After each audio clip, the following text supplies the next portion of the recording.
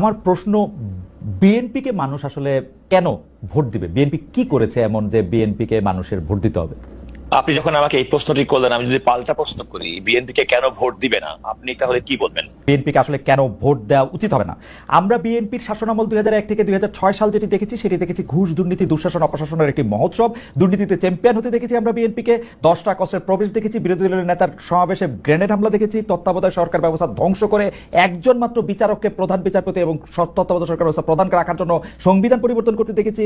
10 বছর, আমি যদি এর পরে আসি, এই 15 বছরের ফেসিবাদী ব্যবস্থায় বিএনপি নিজেরা কনফিউজ ছিল, জনগণকে কনফিউজ করেছে। আমি 2018 সালের ইলেকশনটাই সময় নাই, শুধু চট করে একটু বলি, 2018 সালের নির্বাচনটার মধ্যে এই নির্বাচন আনুষ্ঠানিকভাবে বর্জন তো করা হয়ই নাই। সেই নির্বাচনে কারচুপি সম্পূর্ণভাবে নিশ্চিত হওয়ার পর বিএনপি তার সংসদ সদস্য 6 জন বা 5 জনকে শপথ নিতে পাঠিয়েছে এবং মহিলা সদস্য আসলে কোটাটাও নিয়েছে। তারেক সাহেবের কথা যদি বলি, আমরা দেখেছি তারেক সাহেব এই সময়ের মধ্যে সবচেয়ে